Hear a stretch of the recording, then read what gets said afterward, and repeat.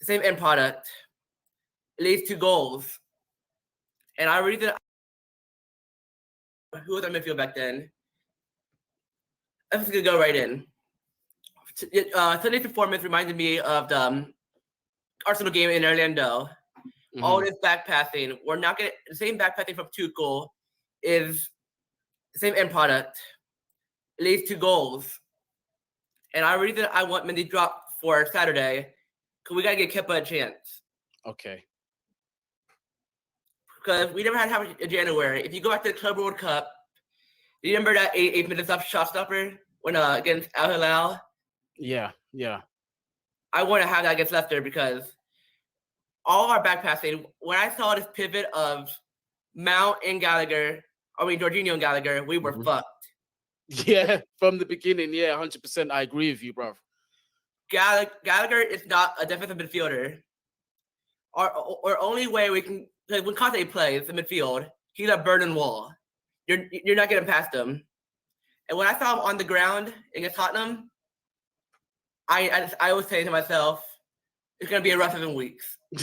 Yeah, facts. Because everyone was thinking it. Because I was watching at the Football Factory, and as soon as everyone saw Kante hold his hamstrings, everyone just went, "Oh no!"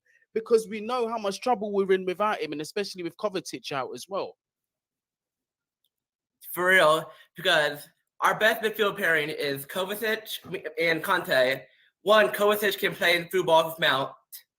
Conte can stay more back in defense. Because if we lose the ball, we have that 3 at the back and Conte in that defensive midfield role.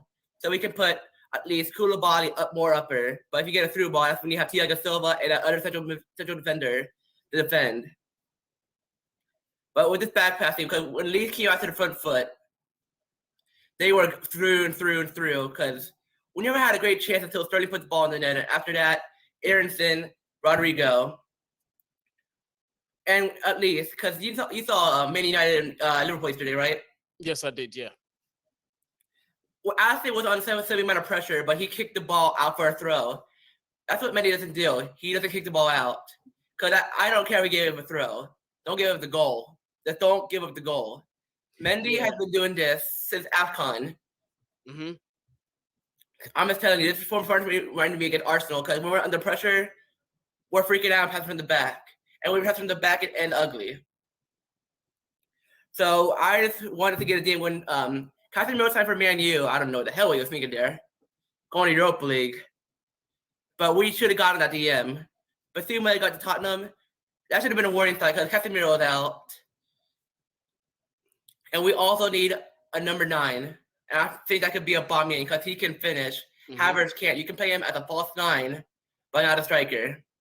So if you can put, I think a good front will be Aubameyang in the front, Havertz as a false 9, and Mount and Kovacic in the creation, and Conte as the midfielder, DM.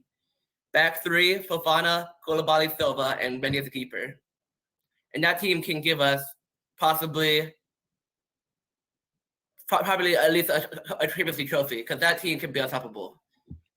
I don't disagree. I just feel like because the thing is obviously I'm not going to say I don't want a Champions League, but I would like to see us do it over the 38-game season in the Premier League because that's bread and butter. And I just think with what we have, especially the imbalance in that midfield, it's looking difficult, man. It is.